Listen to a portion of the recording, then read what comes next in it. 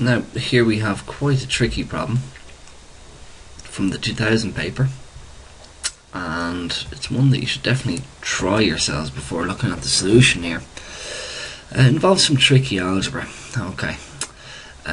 We're told that a stone is projected vertically upwards with initial speed of u meters per second, and it rises 70 meters in the first t seconds, 50 meters in the next t seconds. Find the value of u, the initial velocity. To start off with all these problems, same thing, always write out the equations. And what we have is v is equal to u plus at, v squared is equal to u squared plus 2as, s is equal to ut plus 1/2 of at squared. Now it's a matter of looking at it and picking which equation will be the best for us. Well, we're definitely looking for something with u, we're looking for something with t, and we're looking for something with s and acceleration. So I'd say this one here has to be the one that we're looking for. Possible to do with other ones, but this is the one we'll work with. Now, what we know. So there is one piece of information there that isn't really given as such, but it's been thrown vertically upwards. So acceleration, the only accelerating acting on it would be gravity, which would be minus 9.8. I'll just round it up to minus 10 meters per second squared, just for this problem here. If you're doing the problem in the exam, I'd use 9.81. But okay, so we've got s is equal to u t plus 1/2 at squared. Now there's two sections to this, so I'm going to use that's the first section, and then that's the second section.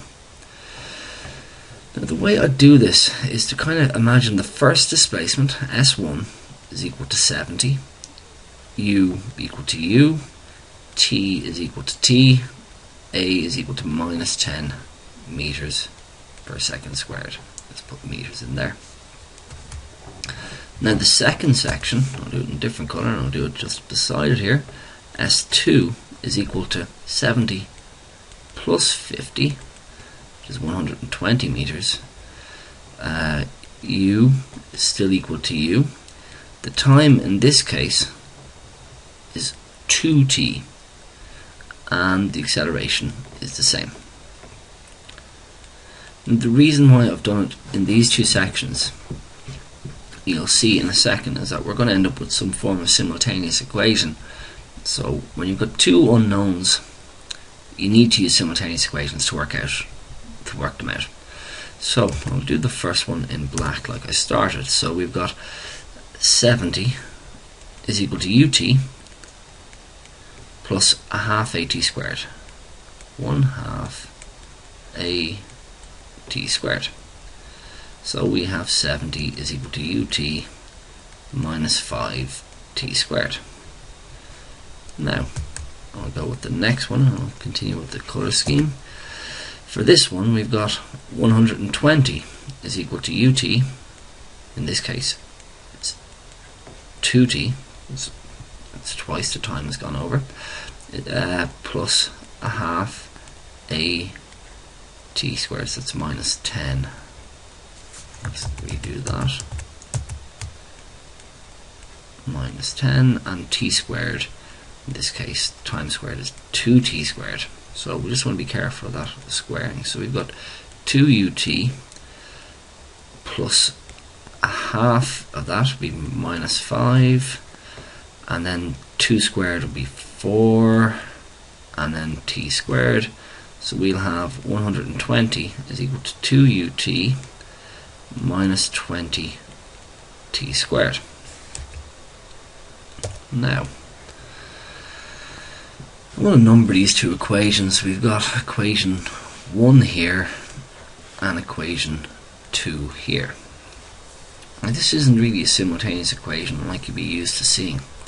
You could try to get them in terms of each other and substitute them in and all the rest, but it'll work out quite awkwardly. The best way to do this one, I think anyway, is to multiply equation 1 by 2. What happens when we do that? Let's have a look. So we'll have 2 by 70 is equal to 2ut minus 10t squared. Now I'll go back to the black there just so that we can see it, so it's the same, you know it's coming from that. 140 is equal to 2ut minus 10t squared. Now, looking again at this one here. So, what we could do is, like a simultaneous equation, subtract equation 1 from equation 2. Now, equation 1, I'll write it in black again. If I multiply it by minus 1, well, no, I'll leave it as that. 140 is equal to 2ut minus 10t squared. And I'm going to use minus equation 2, which would be minus 120 minus 2ut plus 20t squared. Add these together, and what we'll get is 4, 5, 6, my green pen, 5 we'll try, and we'll get 20, they'll cancel, is equal to 10t squared.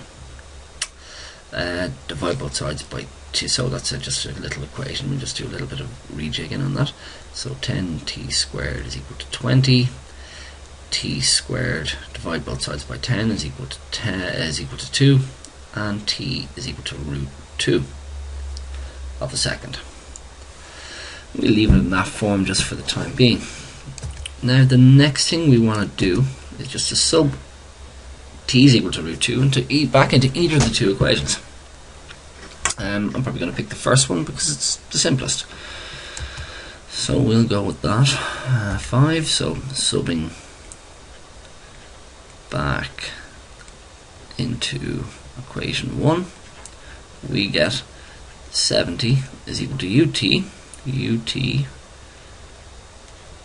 times root 2 minus 5 times t squared, so root 2 squared. It's always a good idea to include the brackets and take your time with those steps. They're very easy to make a mistake in them. Root 2 u minus 5 times 4. So I'm just going to move them around. 2 root 2 is equal to minus 20 is equal to 70. Add 20 to both sides and you get root 2 is equal to 90, or u is equal to, let's move this down, u is equal to 90 over root 2, which would be equal to, doing your calculator, 90 is 45 times 2 over root 2. Root 2 over root 2 is the same as 2 over root 2 is the same as root 2. So you get 45 root 2 meters per second, and that's the answer.